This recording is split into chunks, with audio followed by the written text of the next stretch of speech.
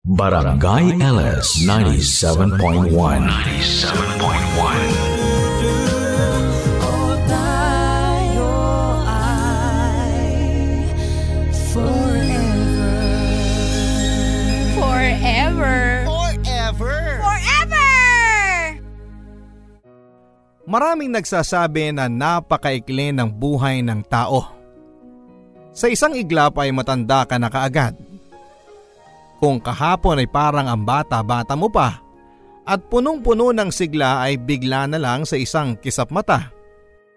Tila dumaan na lahat ng karanasan mo nang hindi mo man lang nalasap ng lubusan. At puno ka na ng pagkalungkot dahil sa maraming mga bagay na pinagsisihan mo na sana'y ginawa mo nang may pagkakataon ka pa. O hindi kaya'y hindi mo na lang sana ginawa kung meron ka lang oras na pag-isipan kung tama o mali ba ang ginawa mo. At pag pumasok ang ganyan sa isipan mo, sasabihin mo sa sarili mo na mali ang karamihan ng mga tao na nagsasabing maikli ang buhay. Ito ay dahil makikita mo malinaw na malinaw ang maraming pagkakataon at paliko-liko ng landas ng buhay na sana'y pinagtuunan mo ng higit pang pansin at konsiderasyon. Sa madaling salita ay napakahaba ng buhay. Maraming pagkakataon para magkamali. Maraming pagkakataon para gumawa ng tama. Ang problema, tao lang tayo. Minsan alam natin kung ano ang tama, pero mas madalas ang inaakala nating tama ay yun pala ang mali. Paano ba natin malalaman kung ano ang tama at mali sa bawat liko ng buhay? Malalaman lang ba natin ito pagtapos na? Paano kaya natin malalaman ang gagawin bago pa natin gawin ito? Dear Papa Dudut, ako po si Roman, isang negosyante na nagbabuy and sell ng mga damit. 65 na ako at senior na. Malapit na ako mag-66 bago matapos ang taon. Biyudo na po ako, mga 5 taon na. Maagang nawalay sa akin ang asawa kong si Trining dahil sa problema sa puso. Pero hindi naman ako ang naging problema niya sa puso, Papa Dudut. Dahil masaya kaming nagsama. More than 40 years din kami. Simula pa lang sa high school, kami na ni Trining. Nung una ko siyang makita ay talagang nakita ko na siya ang magiging ina ng aking mga anak. At bata pa lang ay nadama ko na sa kanya ang mga katangian ng isang ulirang ina. Hindi ko alam kung paano ko ipapaliwanag yon, Papa Dudut, pero talagang parang tinadhana na kami ang magkakasama. At nagkasama nga kami. Pagka-graduate pa lamang sa college ay kinasal na kami. Pareho kaming commerce ang kurso. Pero siya lang ang nagkalisensya. Nagnegosyo na ako kaagad. Natakot kasi ako na hindi ako papasa sa exam ng pagka-accountant. Milagro nga na nakapagtapos ako ng college. Ang naging negosyo ko, iba-iba bago nagsettle sa buy and sell. Una, nagbenta ako ng bigas. Tapos nag-tricycle. Nung una ako yung driver tapos pagkatapos kumuha na ako ng iba para naman hindi maubos ang oras ko sa pagta-tricycle at makapagnegosyo pa ako ng iba. Tapos nag-pyramid ako. Hindi ko pa alam na pyramid pala yon kaya naubos ang pera naming mag-asawa. Nawala yung bigasan at yung tricycle. Nagsimula ulit sa sari-sari store at pagbebenta ng mga sabon at kung ano-ano. Yung kotse ko ginawa kong taxi at nagmaneho na ako. At noong nagkaroon ng krisis sa gasolina, natigil yon. Nag-concentrate na lamang ako sa buy and sell ng mga damit sa mga tiyangge. At doon, Papa Dudut, ay lumago ang negosyo namin. Sa ngayon ay meron na kaming car wash at pinapaupahan na 2 taxi at 2 FX o yung tinatawag na UV Express. Sa buong panahon na yon ay tumira kami sa maliit na apartment na 1 kwarto lamang. Naglipat-lipat kami hanggang sa makabili kami ng sariling bahay na kakatapos ko lang bayaran. Doon na lumaki ang 4 naming mga anak. Oo, Papa Dudut, naka-4 kami. Mga lalaki ang panganay at bunso namin. Maayos naman. Puro public school kasi at laking public school din ako. Naniniwala naman ako na maganda ang public school dito sa amin sa Novaliches. At nakapagtapos naman sila lahat ng college. Ginapang talaga namin na mag-asawa ang pag-aaral nila. Ang mga tuition at ano pang bayarin noong college ay dinaan sa mga utang at doble-dobleng kayod. Pero nairaos namin. Kaya naman masasabi kong naging maayos naman ang buhay naming mag-asawa. Mahal ko ang pamilya ko, Papa Dudut, at sa tingin ko naman ay dapat nilang respetuhin ang pinagdaanan ko para itaguyod sila. Pero minsan talaga, ang isa o ilang pagkakamali ay napakalaki ng epekto. Hindi lang sa buhay natin, pero pati na rin sa pakikitungo sa atin ng mga taong minamahal natin. Masaya kami noon, Papa Dudut, noong nabubuhay pa ang asawa kong si Trining. May mga pagsubok at nalampasan naman. Pero hindi ko akalaing gano'n ang magiging mga pangyayari. Happy birthday to you. Happy birthday to you. Happy birthday, Mommy Trining. Happy birthday to you. Happy birthday, Mami Jenny! Thank you. Talagang pinatataba ninyo ang puso ko.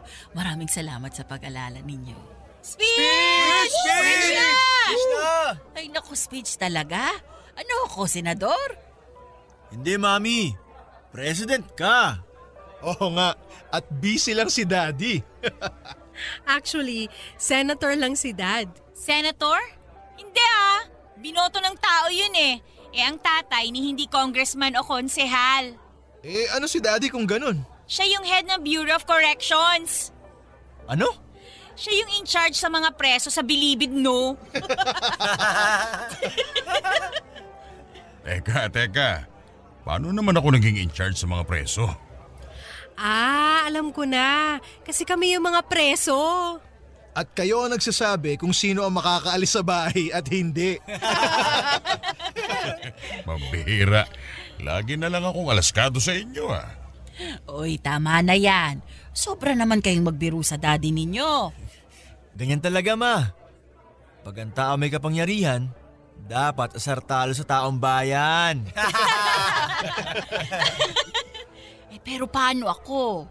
Sabi ninyo presidente ako. Paano naman ako? Ma, kayo ang pinaka-popular na presidente. Wala na pong tatalo sa inyo. Mahal na mahal namin kayo, Ma. Seriously. Ma, talaga namang kayong ilaw ng tahanan natin. Kaya presidente, inspiring kayo para sa amin. At sana kaming lahat maging kasing buting magulang tulad nyo. Tama si Kuya, Ma. Sana maging katulad niyo ko. Sinisikap ko nga gawin lahat ng mga ginagawa niyo noon na pagpapalaki sa amin. Ginagawa ko na yun ngayon sa mga anak ko. Tama si Ate Ma. Wala kami ngayon kung hindi dahil sa paghihirap ninyo at sa pagmamahal ninyo. Uy, sandali lang. Bakit ako lang ang nagpalaki sa inyo? Bigyan nyo naman ng credit ang tatay ninyo, no? Ha? Si tatay? Sino? Si tatay! Oo nga pala. Si tatay. Uy, Dad! Nandyan ka pala? Dad, kunin mo na yung bill.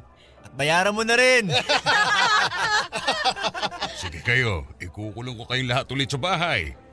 Tawagan na ninyo mga asawa at anak ninyo kasi matagal kayong hindi magkikita-kita.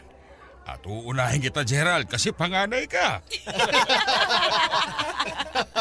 Hindi Si Daddy okay naman yan. Na-appreciate ka naman namin, Dad. Kahit papano. Lalo na pag kailangan ng pera. Pero sa totoo lang, Dad, Oh, bakit? Ano yon? hindi mo naman birthday ngayon eh. So lahat ng tribute namin, kay Mami muna, okay? Trining, paano ba naging mga komedyante itong mga anak natin? At bakit ako lagi ang tinatarget? Buti nang ikaw, Dad. Anong gusto mong gawin namin? Asarin namin si Mami. Kung sa bagay, oo nga. Kaya lahat tayo, kunin nyo na mga inumin nyo. Tubig o soft drinks o juice o kung ano man. Dahil I propose a toast para sa nag-iisa naming Mami, ang pinakamaganda, magaling, matalino, at mapagmahal na tao sa buong mundo. Happy birthday, Ma! Happy birthday!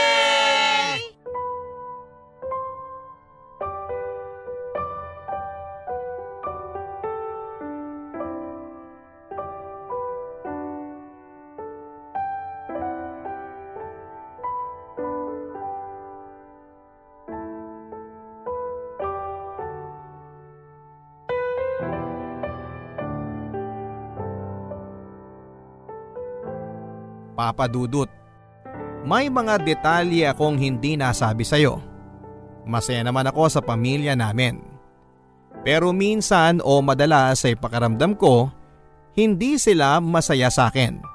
Kasi lagi akong wala sa bahay. Noong ikinasal kami ni Trining, ang sinabi ko sa kanya ay siya talaga ang bahala sa mga bata.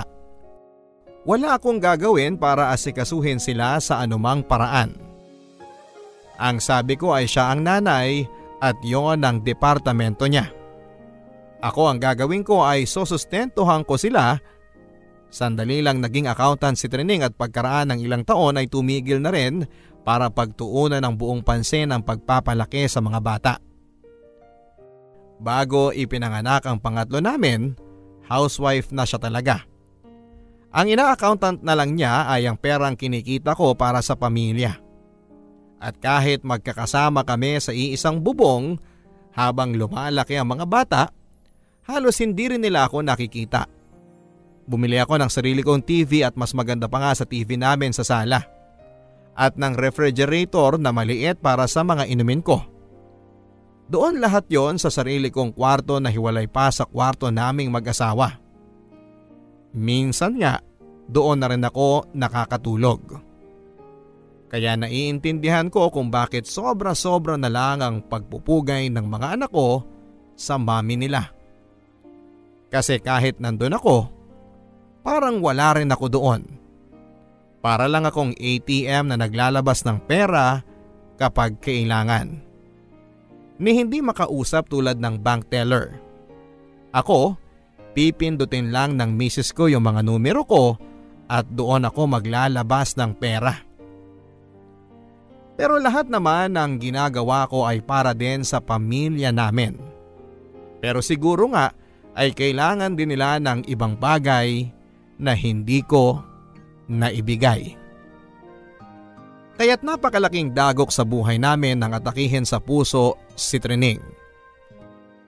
Bigla-bigla, walang warning at walang oras o pagkakataon para makarecover. May alta presyon siya pero nasa lahi naman nila yon. At kahit kailan ay hindi ko naman naramdaman na nahirapan siya pagdating sa kalusugan. Pero Papa Dudut, hindi rin kami mahilig magpa-check up o magpunta sa doktor. Kaya't nanganganib na pala ang puso ng misis ko, hindi ko pa alam.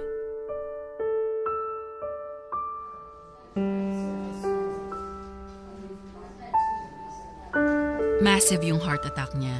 DOA na siya pagdating dito sa ospital. Sinubukan namin na... Hindi niyo ba sinubukang i-resuscitate? Yun nga yung sinasabi ko. More than 10 minutes namin ginawa yon.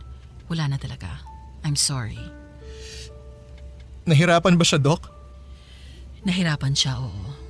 Mag-isa lang ba siya sa bahay? Opo. Byuda na ba siya? Hindi po. Hiwalay? Hindi po, Doc. Nasaan ang asawa niya, ang daddy ninyo? Linggo ngayon, tanghaling tapat ng mangyari. I'm sorry but I have to ask. Nasaan ang daddy niyo ng panahon na yon? Nasa Changi po siya. Meron po kasi siyang stall sa Sunday market yan sa Quezon City. Buti nakarating kayo agad dito. Tuwing Sunday naman po nagkikita-kita kami. Minsan kumpleto kaming 4 na anak. Minsan po hindi. Ngayon nagkataon na libre kaming magkakapatid. Tumatawag ako kay Mami pero di niya sinasagot yung phone niya. Kaya kinabahan na ako noon. Bakit, Doc? Kung may kasama ba siya kanina, baka buhay pa siya ngayon. Sigurado yon. Kasi kung nadala siya agad, naagapan natin yung atake. Kasi sabi ng medic, base sa posisyon niya sa bahay ninyo at sa mga gamit niya, nakagapang pa siya sa sahig papuntang telepono. Ilang minuto rin siguro yon. Kung may kasama siya, nadala na sana siya sa ospital. Alam ba ng daddy ninyo? Doc, ano nangyari? Nakuha ko message sa mga bata. Pero sabi nila dumiretso ako dito sa ospital. Sir, kumalma lang po muna kayo. Doc, sabihin mo na, please. Inatake siya sa puso. Wala na po ang misis ninyo. Hindi. Please, Doc, totoo ba yan? Hindi pa siya inaatake buong buhay niya. Bakit mangyayari yun? Hindi naman lahat ng inaatake na mamatay kagad, hindi po ba? Ginawa po namin ang lahat. Condolences po, sir. Gerald, Sanya, Romel, Ma'am, buti nandito kayo. Pero sana nandala niyo kagad ang mami ninyo sa ospital. Akala ko magkikita-kita kayo. Nasaan ba kayo? Dad, yun din ang tanong namin sa inyo. At hindi lang ngayon, Dad. Halos buong buhay ko nang gustong itanong sa iyo yun. Nasaan ka ba?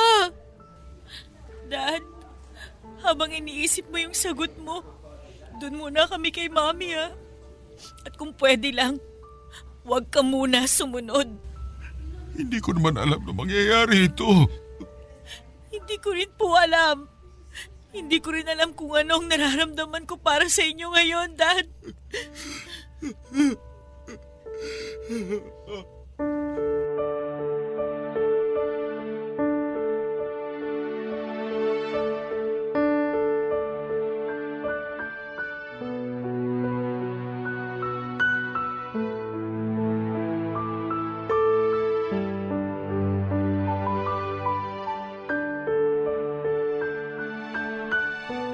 Papadudot simula noon ay hindi na ako kinausap ng mga anak ko. Kahit sa pag-aayos ng para sa libing ni Trining, mga asawa nila ang nakipagtulungan sa akin pagdating sa mga desisyon. Kung ano ang isusuot niya sa loob ng kabaong, kung ano yung kabaong, anong mga bulaklak, kailan ang libing, gaano katagal ang lamay. Sa gitna ng lahat ng iyon ay ibinili na lang nila sa mga asawa nila. Talagang ipinaramdam nila sa akin na mag-isa na lamang ako simula noon. Wala namang last will and testament si Trining. Kaya lang lahat ng pera sa pangalan niya ay napunta sa akin. Lahat naman ng pera niya ay nasa joint account namin. May hiwalay pa akong pera na nasa akin lang. Ang mga gamit niya, damit, alahas, iba pa ay ipinamigay ko sa mga anak ko. Sinabihan ko ang mga asawa nila at umalis ako sa bahay habang pinagpilian nila kung ano ang gusto nilang itago para sa kanila. Papadudot, ang hindi ko pagdala kay Trining sa ospital ay ang siyang tuluyan ng nakasira sa pagsasama namin ng mga anak ko. At hindi ko naman akalain na buong buhay pala nila halos ay naiipon na pala ang sama ng loob nila sa akin. Hindi naman sa akin sinasabi ni Trining. Masyado kasing mabait si Trining at nahihiya na sabihin sa akin. Ang lagi lang niyang sinasabi sa akin ay salamat daw sa pagtataguyod sa kanila ng mga bata. At magpahinga naman daw ako kasi gusto rin naman daw nila akong makasama. Binaliwala ko yon. Minsan sa mga birthday ay nandyan ako pag nagkataon na nasa bahay ako. Pero kadalasan talaga ay nakakasama ko sila kapag sumasama sila sa mga lakad ko. Sa kagustuhan kong maging mabuti ang buhay namin, nagawa ko mag-focus lang sa pagkita ng pera. gustuhin ko man na mapalapit muli sa kanila.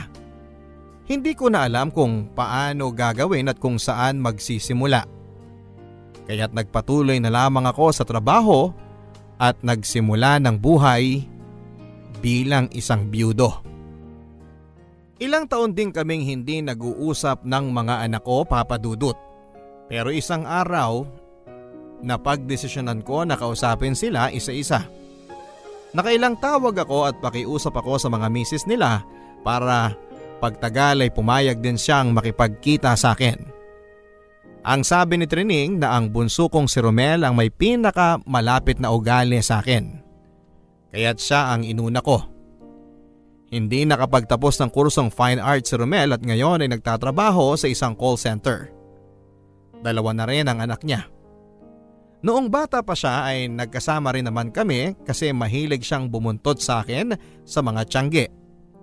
Pagdating kasi doon ay galang-gala lang siya sa mga iba't ibang tindahan na may mga laruang robot o mga kotse at kung ano-anong mga itinitinda.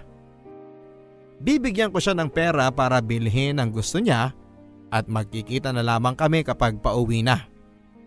Kahit sa pagkain niya, hindi na niya ako sinasabayan sa tiyangge. Mawawala na lang siya at susulpot pag nagliligpit na ako. Habang bitbit niya ang mga damit o laruang nabili niya.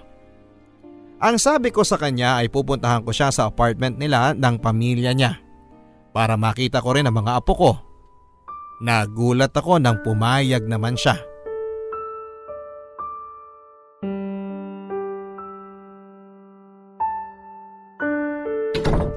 Salamat anak at pumayag ka na magpunta ako dito. Sige lang, Dad. Idea ni Mrs. na pumayag ako. Siya ang nagkumbinsi sa akin. Bakit kailangan ka pang kumbinsihin? Dad, seryoso ka ba? Sige. Alam ko naman na hindi na ninyo ako mapapatawad sa pagkamatay ng mami ninyo. Buti alam nyo. Pero tatay mo pa rin ako, Romel. Kahit na gusto mong kalimutan na yon at ibaon sa nakaraan, hindi mo maitatanggi ang katotohanan na ako ang ama mo. Yun nga yung masakit dun, Dad eh. Akala mo kami ang gustong kumalimot sa'yo. Pero buong buhay namin, ganun mismo ang ginawa mo sa amin. Kami ang kinalimutan mo. Ako? Kinalimutan ko kayo? Eh sino ba nagsusustento sa inyo? Nagtusto sa pag-aaral ninyo? Hindi ba ako rin? Yun na nga yun, Dad eh. Akala mo yun lang ang kailangan para maging tatay. Ang maging isang wallet, isang ATM. Mabuti pa nga sana kung nasa ibang bahay ka eh. Kung pangalawang pamilya lang kami at meron kang ibang inuuwian at hindi ka namin pwedeng makita. Mabuti pa nga sana kung ganun eh. Bakit mabuti yung ganun? Kasi talagang wala kang magagawa. Kasama mo yung pamilya mo eh. Hindi mo mahahati ang katawan mo para makasama kami at makasama rin sila. O kung OFW ka naman, eh imposible namang makasama ka namin dito. Eh ilang libong kilometro ang layo mo sa Pilipinas. Ang masakit doon, Dad, nandun lang kayo lagi sa negosyo nyo. Kaya nyo namang kumuha ng tao para magmando doon sa tindahan eh. Pwede naman yun eh. Tapos pag nasa bahay naman kayo, nakakulong lang kayo sa kwarto nyo at nakahiwalay lang sa aming lahat. Sino bang pinagtataguan ninyo? Kami? Kami ng mga anak ninyo? At bakit? Natatakot kayo na baka matuwa kayo masyado na makasama kami at makalimutan ninyo yung negosyo ninyo? Hindi naman sa akin yan sinabi ng mami mo, Romel. Hindi ko alam. Kailangan pa ba niyang sabihin sa inyo yun, Dad? Ano pa ba ang kailangan niyang sabihin para ipahiwatig sa inyo na ito? Mag-asawa tayo at meron tayong mga anak. At hindi ba dapat nandito ka kasama ang mga anak mo? Kasi kung hindi, eh bakit pa tayo nagpakasal at nagkaroon ng mga anak? Romel, kung pwede ko lang sanang ibalik ang nakaraan. Kung may babalik mo ang nakaraan, eh sana hindi mo na kami naging anak. Sobra naman yan, Romel. Sobra talaga, Dad. Sobrang daming taon na wala kang alam. Walang inalam at walang pakialam. Wala na dito ang mami mo. Tayo-tayo na lang nandito. Mag-aahoy pa ba tayo? Dad, tama ka. Tayo-tayo na lang. Ito nga. Tignan nyo. Wala pang 5 minuto tayo na magkasama. Biruin niyo sa loob ng ilang taon? Ngayon ko lang kayo nakasama na tayong dalawa lang at nag-uusap. Tapos sa loob ng 5 minuto na to, nag-aaway pa tayo. Romel! At sa loob ng 5 minuto, gusto na kitang patayin! Kasi pag nakikita ko kayo, ang pumapasok lang sa isip ko ay yung nanay ko na nakahandusay sa bahay na mag-isa. Namatay dahil nag-iisa lang siya at walang kasama. Wala kayo doon, Dad! Kung nandun lang kayo, dapat buhay ba yung nanay ko? Tawarin mo ko, anak. Buti pa yan nasa kabaong sa... Mukha siyang anghel na natutulog lang. Romel, araw-araw pinagsisisihan ko ang ginawa ko na yon. Dapat talaga hindi ko siya iniwan na mag-isa. Ang gusto ko lang naman mangyari, at sigurado ko ang gustuhan din yun ng mami mo, ay mabuhay ulit natin ang pagsasama natin bilang mag-ama. Wala naman tayong naging pagsasama, Daddy. Kahit kailan. Hindi ba dati sumasama ka sa akin sa Tiangge? Naalala mo pa ba yon? Hindi na ako batang masusulsulan mo ng konting laruan at pagkain, Dad. Tatay na rin ako ngayon. At walang samahan na pwede pa nating buhayin pa. Kung patay na si Mami. Romel, ang mga apo ko gusto kong makita. Wala sila rito. Hinatid ko sila sa biyenan ko. Kasi alam ko na darating ka. Kaya sige na, Dad. Siguro, Dad, mas mabuti pa na umalis na lang kayo. Pasensya na pero hindi ko kayo maihahatid sa gate.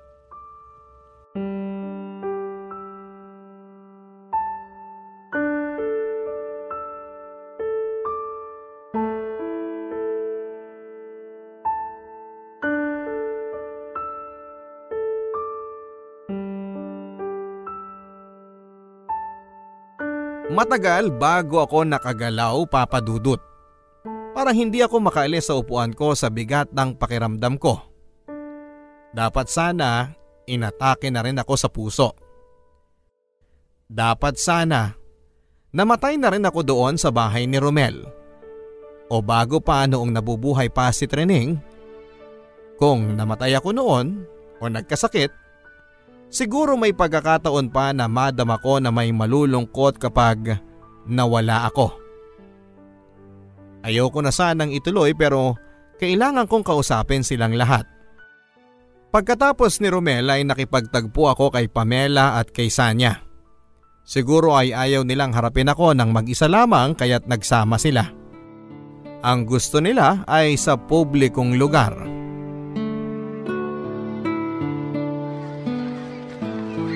Pamela, Sanya, kamusta na kayo? Nagkita kami ni Romel at marami siyang sinabi na hindi ko alam. Hindi siya masarap marinig.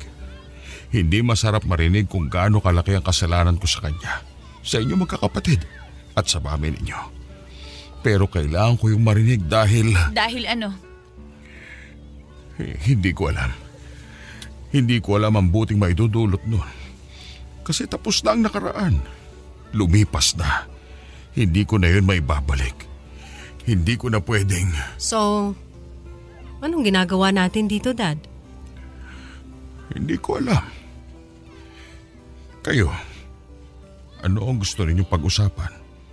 O tanungin sa akin. Meron ba kayong gustong sabihin?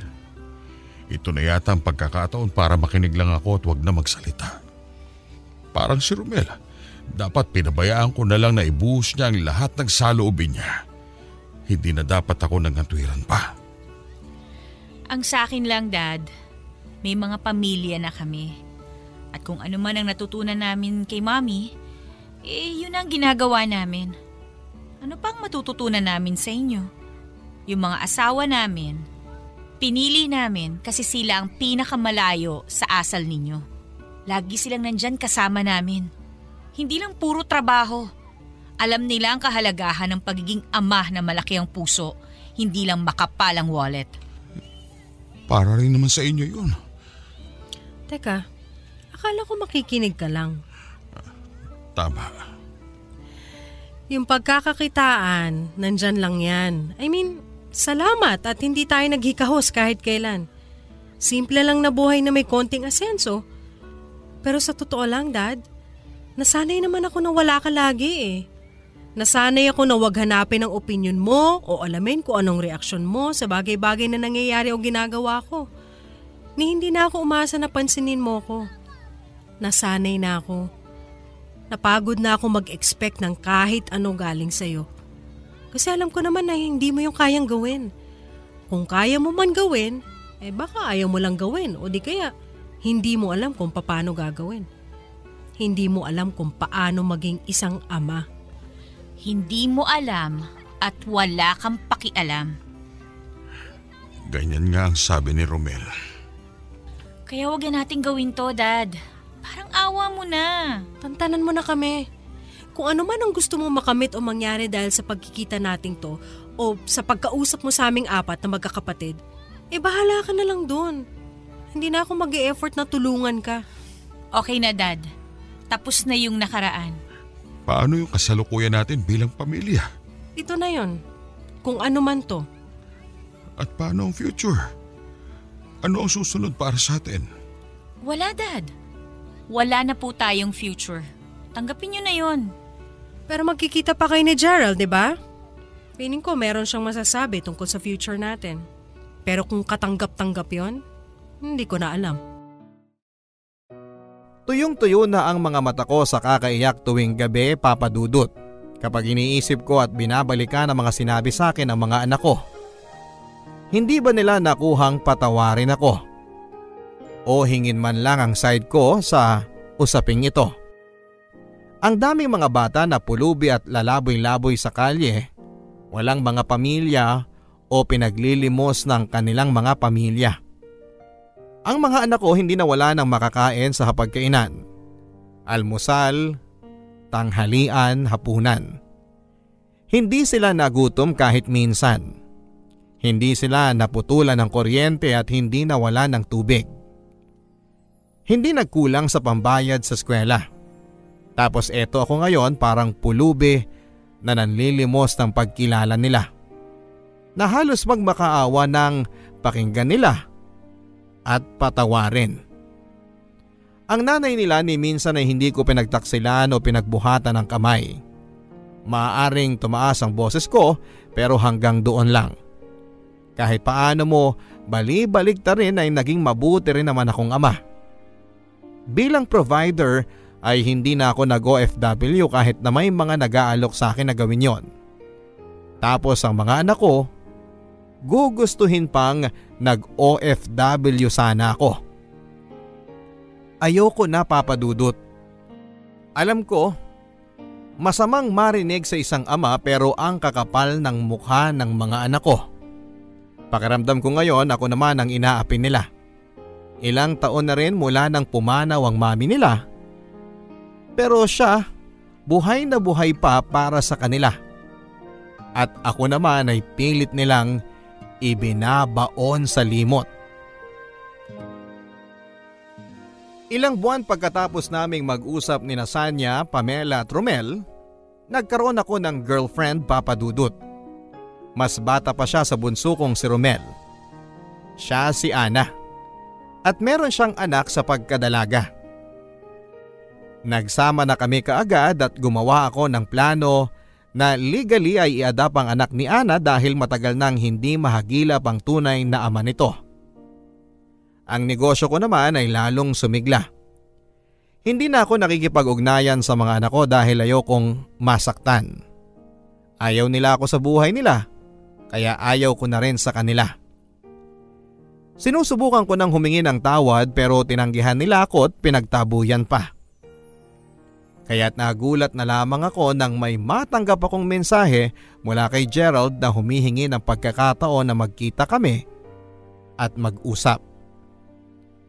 Hindi ko alam ang gagawin ko, Papa Dudut. Si Gerald ang huli ko dapat nakakausapin kasi alam kong siya ang may pinakamatapang na ugali. Kahit pang nagbibiro, may pagkabrutal siya kung magsalita. Laging may laman ng sinasabi, patawa man o seryoso. Naganap ang pagkikita namin sa bahay kung saan sila lumaking magkakapatid. Doon pa rin ako nakatira, pero kasama na doon si Ana at ang kanyang anak.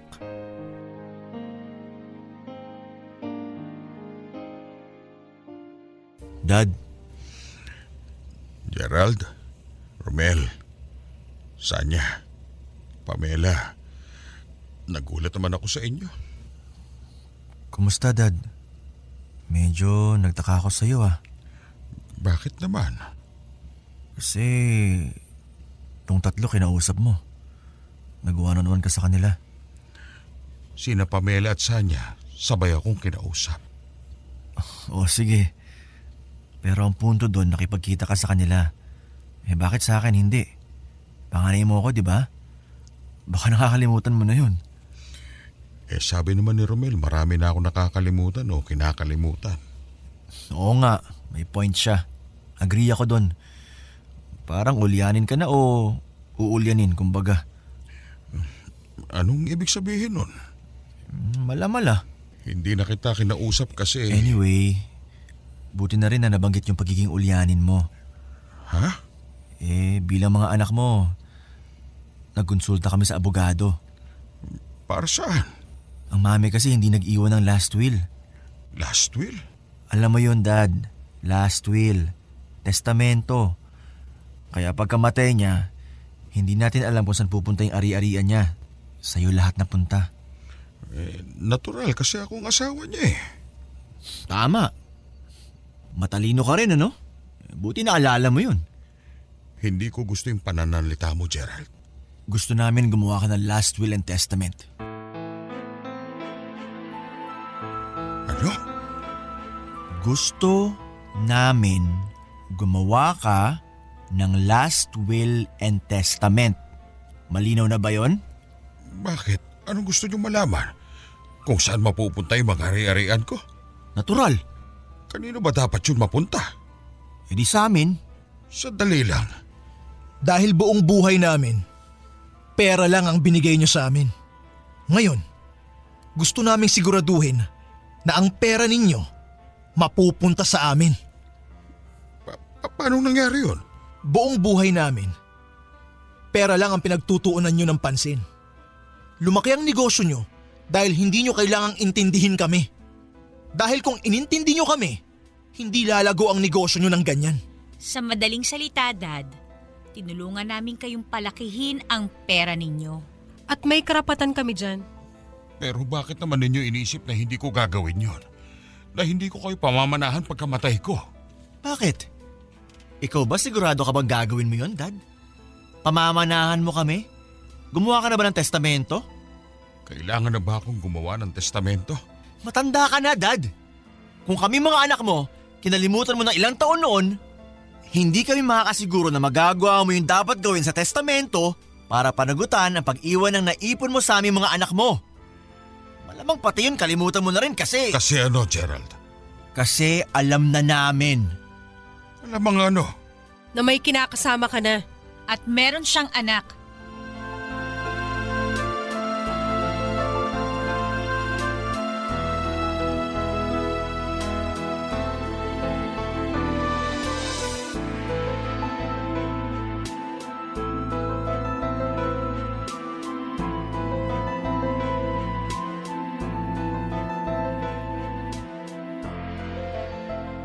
Nagulat ako nang makita ko na isinama ni Gerald ang tatlo niyang kapatid sa aming pagtatagpo. Papadudod, sabi ko na nga ba, babanggitin nila yon. Nung una pa lang na nagsalita si Gerald tungkol sa testamento ay alam ko naman kung ano ang ibig sabihin niya. Gusto ko lang magpreno ng konti ang usapan para makahabol ang utak ko sa mga pangyayari. Hindi ko akalain na gagawin nila ito, na ipilit na ipangalan sa kanila ang mga negosyo o ilagay sa kontrata na sila lang ang makakakuha ng lahat ng salapi ko. Gusto kong sabihin na hindi ito ang mga tipong tao na pinalaki ko bilang mga anak. Pero kung tutuusin ay hindi ko nga sila talaga pinalaki. Si Trening ang nagpalaki sa kanila. Pero ganito na ba sila kabrutal noon? Ako ba ang may kagagawan nito? Ganon ba kalaki ang kasalanan ko bilang ama na nagtaguyod ng kanyang pamilya? Kung nagbago ang paningin ko sa sarili ko, nang isipin kong naging mabuti rin naman akong ama kahit na kulang ako sa pag-aaruga at pakikitungo sa mga anak ko. Ngayon naman ay nagbago na ang tingin ko sa mga anak ko. Hindi sila mababait. Wala sa kanila ang kabaitang naramdaman ko sa maraming taon na pagsasama namin ni Trining. Kung nandito si Trining ay hindi siya papayag na lapastanganin ako ng aming mga anak. Hindi siya papayag na insultuhin ako at bilangan lang sa sentimot piso ang kontribusyon ko sa pamilya namin. Hindi na ako nakatiis, Papa Dudut. Hindi na ako nagpatumpik-tumpik pa.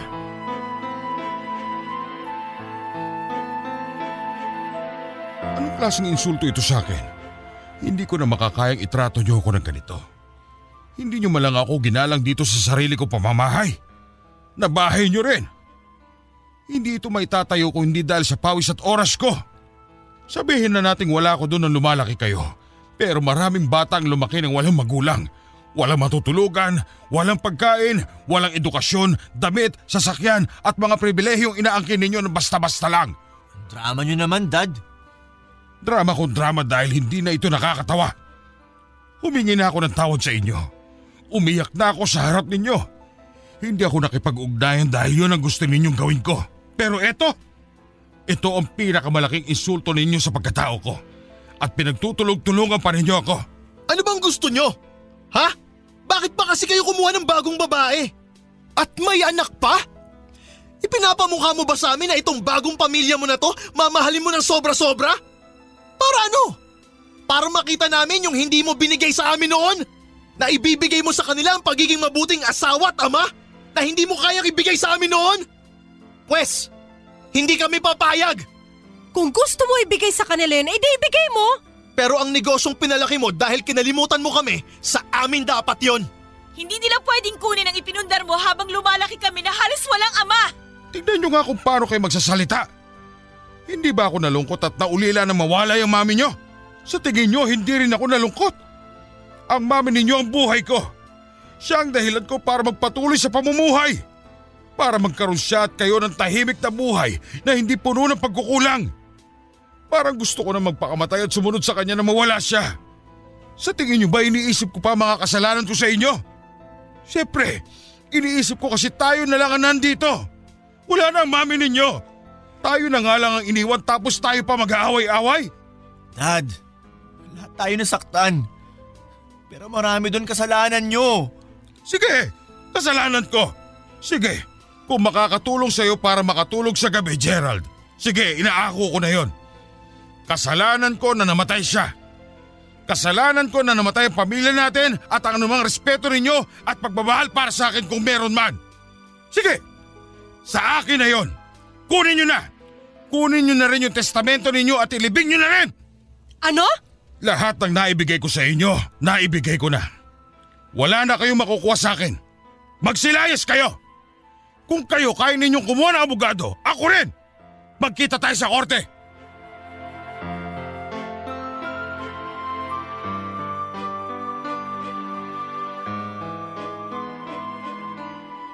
Kailangan ko na silang paalisin, Papa Dudut. Kasi kahit ako ay feeling ko ay aatakihin na rin ako sa puso. Ang sabi nga ni Ana ay parang yumayanig daw ang mga pader ng kwarto. Nandun kasi sila sa loob parang nagtatago sa bagyo na umuungol sa labas ng pinto. Sa susunod na linggo ay magkikita na ang mga abogado namin. Hindi ko alam ang mangyayari, Papa Dudut. Humingi ako ng tulong kung paano mare-resolve ito. Mga anak ko sila pero tila ayaw nila akong maging ama. Kung ano ako noon sa paningin nila. Isang wallet, isang ATM na nanganganak ng pera. Ganon pa rin ang tingin nila sa akin ngayon.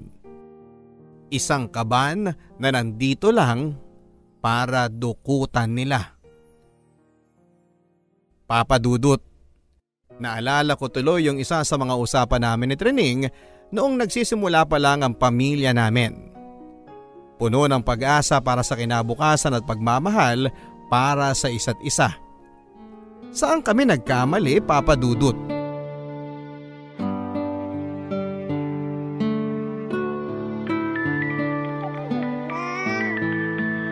Roman, ang gwapo-gwapo ng anak natin. Buti na lang nagmana sa'yo. Ano kaya ang sasabihin niya sa atin paglaki niya, no? Anong ibig mo sabihin? Ewan ko. Matutuwa kaya siya sa atin? Mamahalin kaya niya tayo tulad ng pagkasobrang in love natin sa kanya? Sana. Sana? Malamang matutuwa siya sa'yo. Siyempre, nagpapadede ka eh. Ito naman. Pero nga, bakit hindi siya matutuwa sa'yo? Ulirang ina ka talaga. Buti na lang ikaw ang asawa ko. Sigurado kung magiging mabuting tao itong panganay natin at ang mga susunod pa nating mga anak. Ikaw, matutuwa ba sila sa'yo? Basta hindi tayo maghirap at merong pagkain at bubong at matutulugan. Siguro naman okay na rin ako sa kanila. Natutuwa rin ako na asawa kita, Roman.